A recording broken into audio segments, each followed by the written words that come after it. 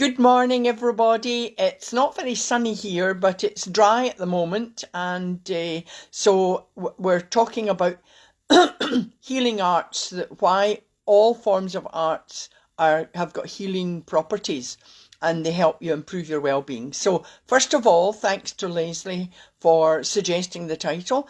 I hope you're all also noticing my gorgeous Scottish Celtic brooch, a surprise gift from a lovely Irish friend, Caroline. So a huge thank you for lifting my spirits. It's nothing like just a surprise gift, and it's absolutely gorgeous. So it's kind of put it on my scarf today.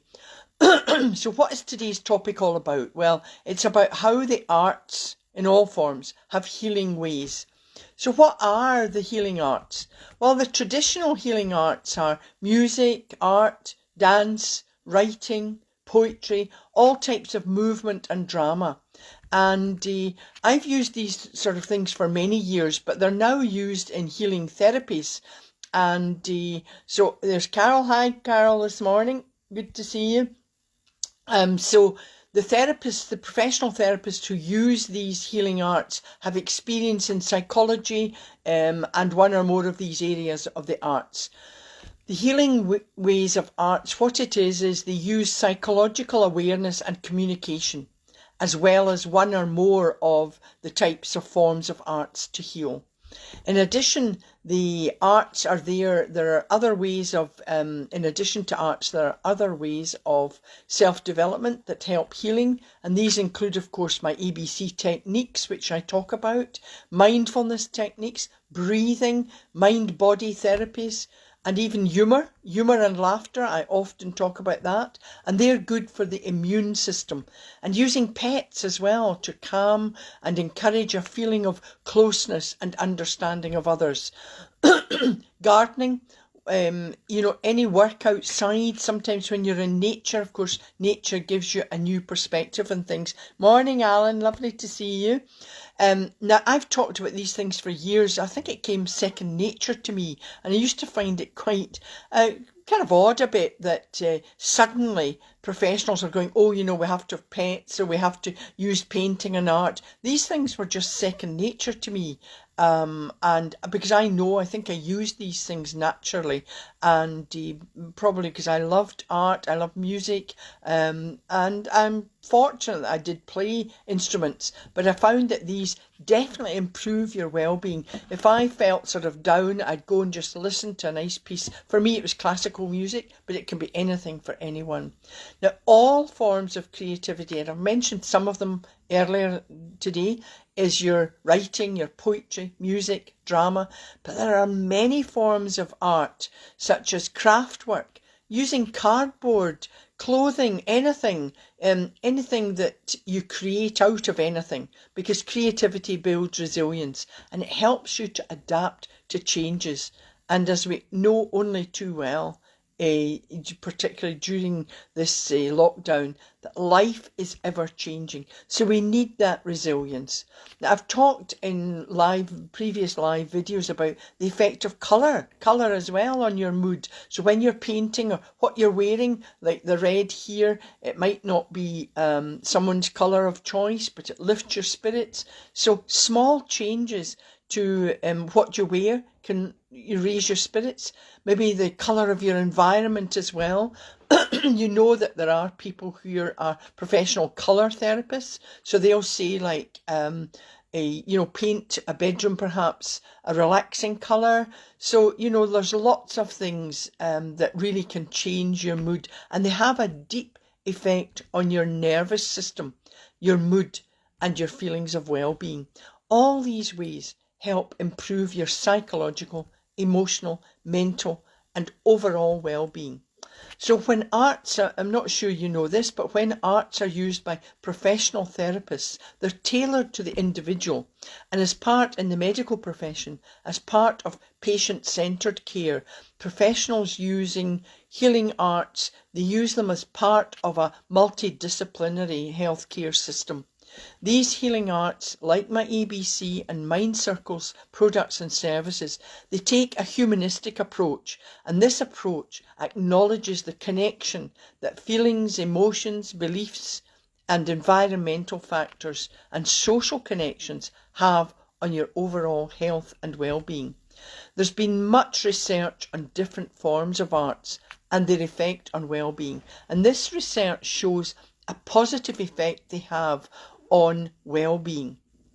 They positively impact on physical, mental and emotional well-being because they reduce stress, they reduce anxiety and even reduce physical pain. They're being used in hospitals as they bring positivity to the hospital environment. Think of the adverts on nurses who care for the terminally ill or seriously ill patients. You've seen them raising spirits by singing, dancing, being a clown, bringing laughter, and so on. These are very, very important.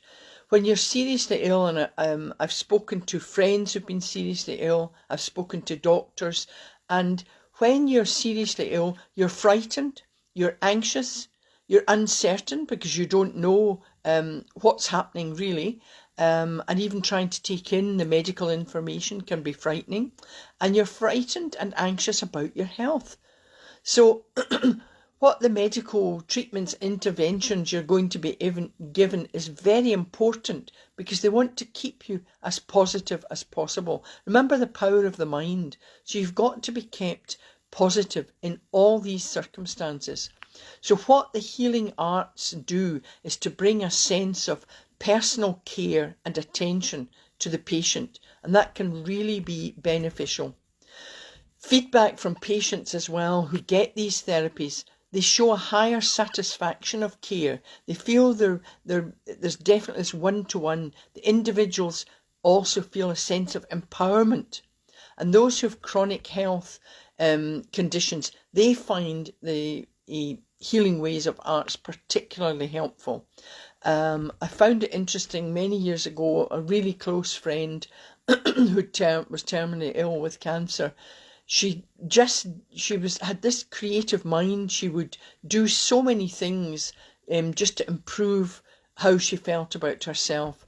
Now, there's no, it's not a cure-all, but if you can keep, now I've no doubts in my mind.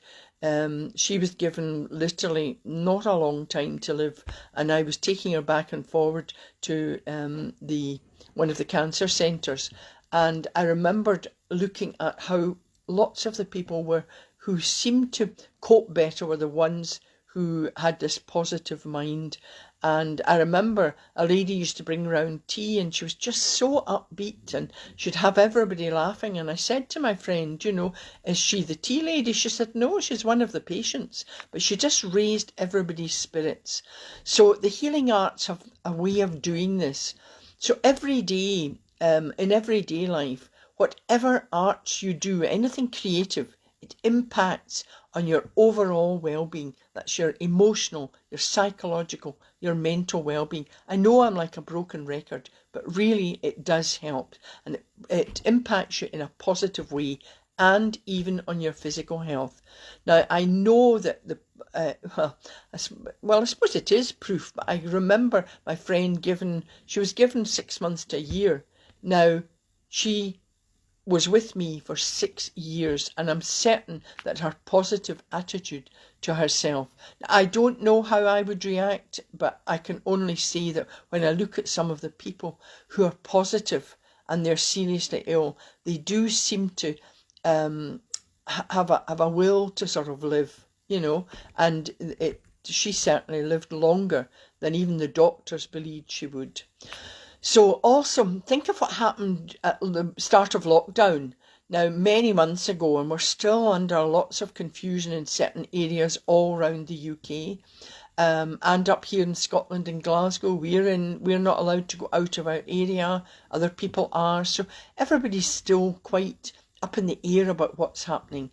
And when we went into lockdown, the first thing that lots of people did, they did something creative.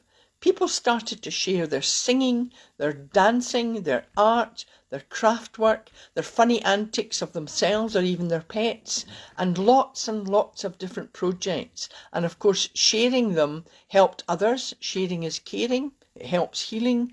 And these people started not to, if I said to you, you have to go and sing on your phone and share that on Facebook, you'd probably go, no, I can't sing. But actually, it was, people realised that, even if they weren't professional singers, they had something to give, and it raised spirits. It made us all laugh, and it helped also the people sharing them, as well as us who saw them. So we all felt a bit better. So what was happening was people were using healing ways of arts to help themselves and others feel good. Over the years, when I've asked people, I remember the creative arts, anything to do with arts, people tend to think immediately of painting, singing, all these sort of things that they believe I can't do. And I remember asking, if you're saying to people, if you were asked as a child in a primary school, age 5 or something, can you draw something for me? Every hand goes up and they go, yes. And they're off and running. They're drawing their house, their parents, stick figures or whatever. Ask these same children when they're 15, maybe less than that, 12, 13, going into secondary school, could you draw me something? Oh, the heads will all go down. Oh, no, I'm not creative. I can't do that kind of thing. So children kind of have no problem with this. They're not self-conscious. They're desperate to do anything. It's just in our nature. And whether, I suppose sometimes I used to think that maybe the education system knocks that out of us. You've got to go down the road of maths, science, all these subjects. But creativity should not be forgotten. In fact, I've talked before about some of the people who have developed, new techniques in science and technology. They are creative. So we can't lose that. We shouldn't lose that creativity. So, you don't need to be this professional artist or singer or whatever to realise that actually any kind of art and creativity, something you create, can help heal. So if you hold a pen, use your senses, use touch, sight, smell, sound, and you can be creative. You are creative. Research shows that people who engage in any form of creativity and arts have lower levels of cortisol. That's the stress hormone, even in a short session. So pick up that pencil, dance, sing, play, doodle. Just reconnect with your childlike sense of play and enjoyment. Just go back and imagine getting your first set of crayons and drawing a picture. I know that I tend to doodle. I doodle kind of musical signs and things. That's just me. But doodling, that's a form of sort of creativity. So in short, art in all its forms is healing because it encourages you to connect, have this connection between your mind and body. When you work out at the gym, you're working out your body. When you're using my ABC as you work out, or when you're meditating, you're working out your mind, you're decluttering your mind and you're clearing it. But when you do something that works on both, when you're using both of these, you're promoting your own healing. That's why I developed my ABC, because they're kind of easy to use, and you're using your body and your mind. So I recommend that you use these sort of techniques when you're physically exercising, not necessarily doing that marathon, but taking just a stroll, taking out with the dog or a walk round, a short walk in nature particularly, because again, nature has this healing quality. A leisurely walk in nature can bring a huge different perspective to your life.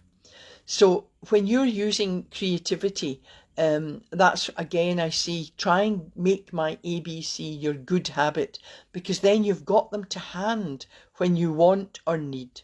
And they're psychologically proven techniques, and they reduce stress, anxiety, they calm, but they also energize you and improve your overall well-being.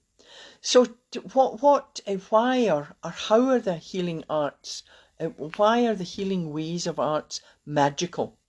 Well, because they make this connection between your mind and body. For example, when you paint and sing, you're using your mind in a physically engaging way. You're in a physically engaging activity. You experience that feeling of being present and grounded. That's just like what my ABC do. When you use them, and especially if they become your good habit, you let go of negative feelings. They reduce fear and anxiety and make you feel good. So these kind of techniques allow you to reflect. So when you engage in anything creative, you can ask yourself questions about what you're creating. As you're doodling, you might think, I wonder why I'm doing this. Sometimes when I've done creative writing classes and facilitating them, people will say, no, I can't write. So what I say to them is, well, just lift your pen or pencil and just start writing the words. Oh, I can't write. I'm not really sure what I'm supposed to be doing. And sometimes you find your pencil, it almost takes a mind of its own. And it's just suddenly you are writing, you're doodling, you're doing anything. And it's creative and it helps you feel good. And you're reflecting on yourself. My Changing Seasons of Life book is like that. I wrote these short stories. They're short stories about my life, but they're done in such a way, they're so abstract that I'm trying to get you, as you read them, think, I wonder what this is about. Why is she talking about a pig that gets stuck in a doorway or something? It's about a time when something happened to me. So it's getting you to put the stories into kind of your own life. And they're so abstract. And the purpose was to let your creative juices flow. They can be anything you want to be.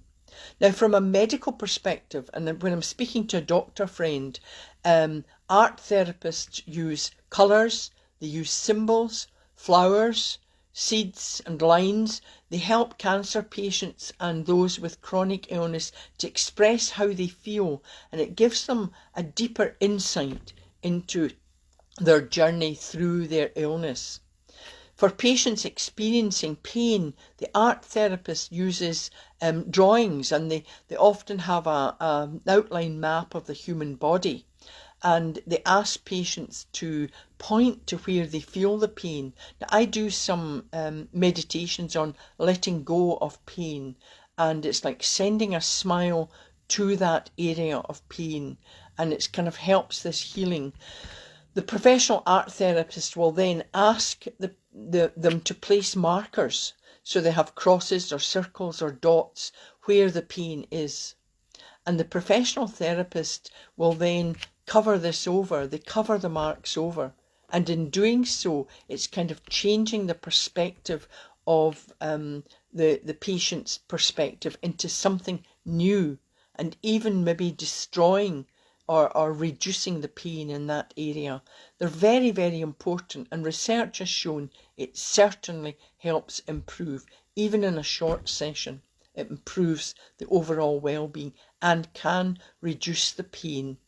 If patients are not able to create something themselves, then the professional art therapist, they'll empower them by asking them to tell them what they would like to create, and then the professional therapist, they'll ask what colours they want to use, and through this process the emotional and mental connection is made.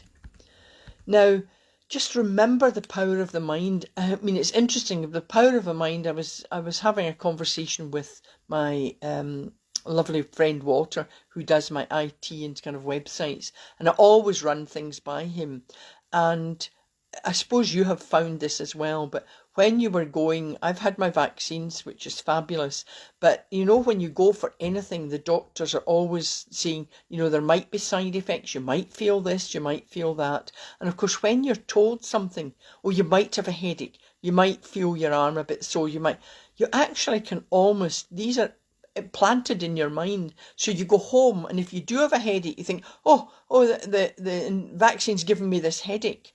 But, try and let these things go. I was lucky, of course, I had no side effects from anything. So much so that my mind had the other effect. I thought, was I actually given the injection at all? Was I one of the control group that they didn't give the vaccine to? But I did get it. But, it's just the power of the mind. When people suggest something to you, that suggestion's in your head, and you've got this little voice saying, I wonder if that headache's because of that. Yeah, maybe I've got a headache. Oh, I'm not feeling very well because of this. I just turned it around and said, well, I'm feeling fine. I feel good. I feel fine. And I do repeat just for me, and it makes me feel better. So develop a positive attitude of mind, because remember, only you can change you. You can't change anyone else. There's no point in saying to someone else you're not feeling that, because they will be feeling that. So what I do is try and turn things around. Just say to yourself. So today, I would say that my affirmation would be, right, what could we have? Remember your 3Ps principles. It's got to be personal, positive, and present or past tense. So I would say your affirmation would be, I feel good when I do anything creative. So you can add, I feel good when I paint. I feel good when I do craftwork.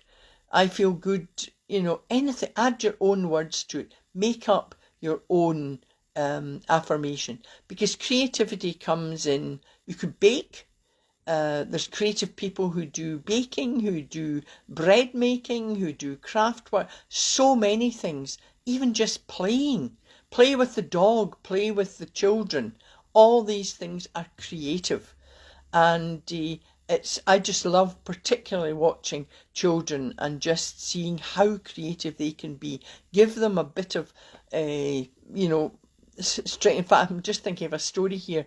I was doing the teacher training because I'm qualified lecturer, and I remember on the 2 years of training, we had a workshop where we were in groups and we were adults, and we were told that we're going to have paper, string, sellotape, I think it was, or masking tape, and we had to make something creative.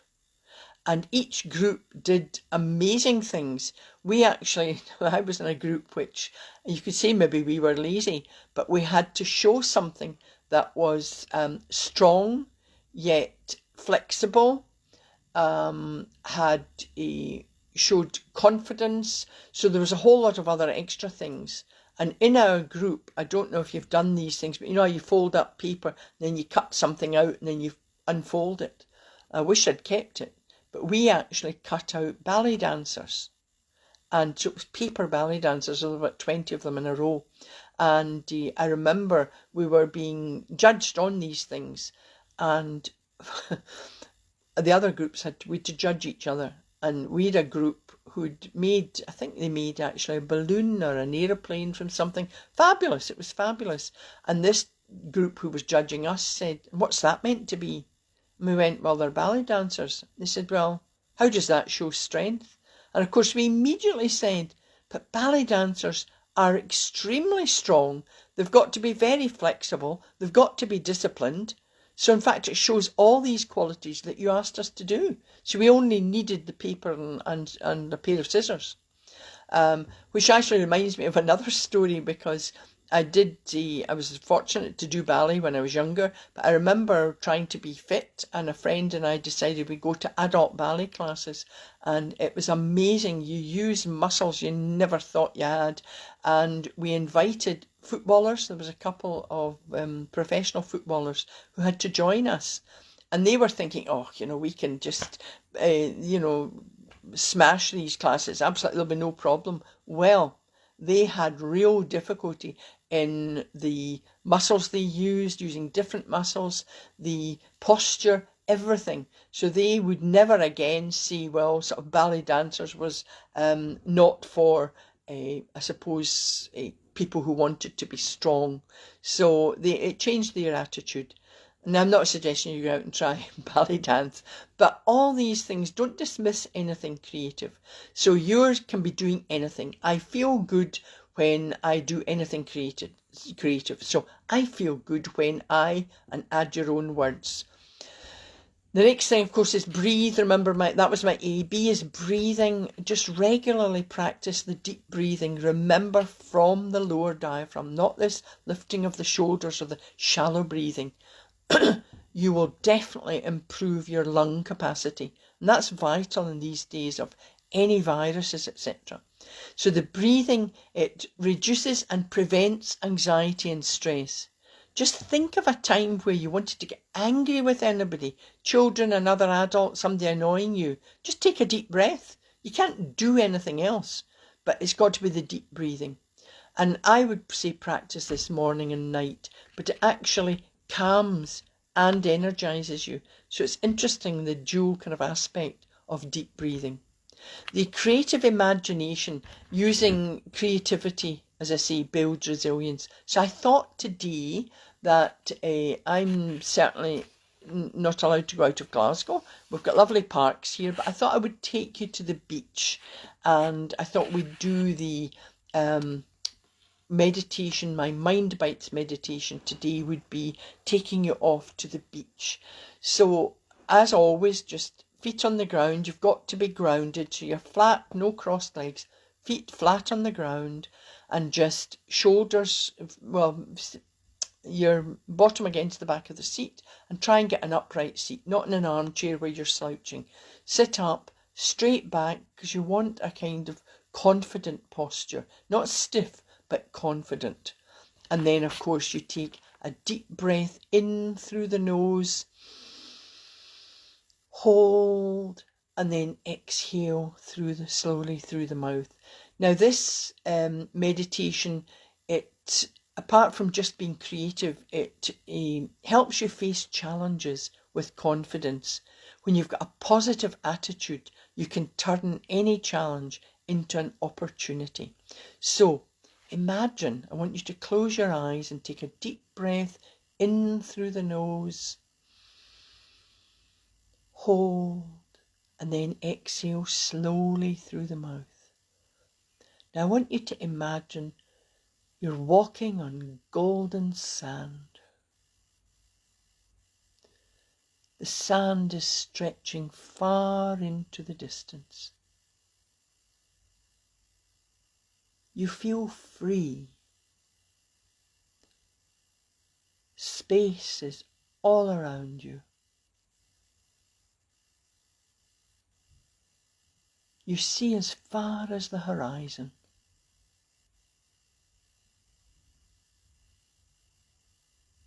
There is only this peaceful scene.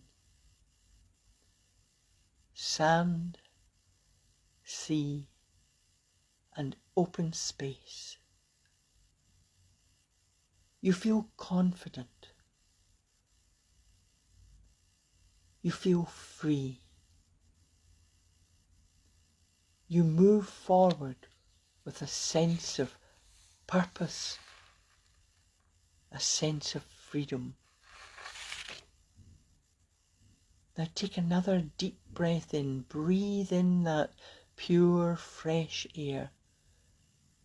Let it fill your mind and body.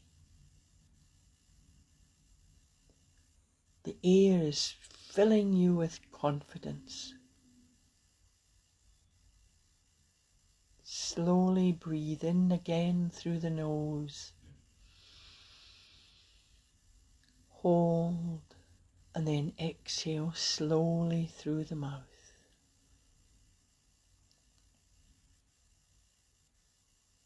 Now say to yourself, I feel free, I am confident, I know I can turn challenges into opportunities with confidence.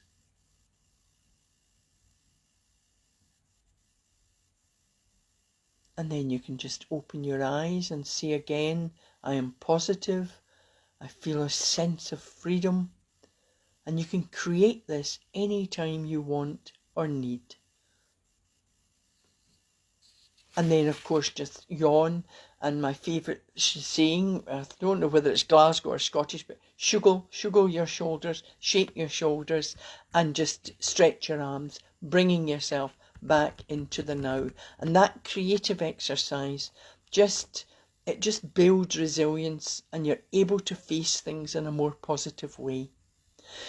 And that's the meditation for today, but I've got something exciting to launch in the near future, and I'll keep you updated. I've actually had the website for this service for actually many years, but thanks to a brainstorm with my lovely friend, another Irish friend, Barbara, I'm going to bring it to life again so you all have another avenue for connecting with me. So I'll keep you updated on that. But for now, my 2 trademark tips, as you all know by now, are smile and laugh. They cost you nothing. And of course, virtual hugs to you all. I hope you've got a fabulous Wednesday and the rest of the week. And until I see you again next week. But remember, you can always head off to my YouTube channel and pick any video. Just if you feel you need to kind of watch something that will raise your spirits, please do so. And thank you for listening, because listening and watching inspires and motivates me to continue with these. So thank you again, and bye for now.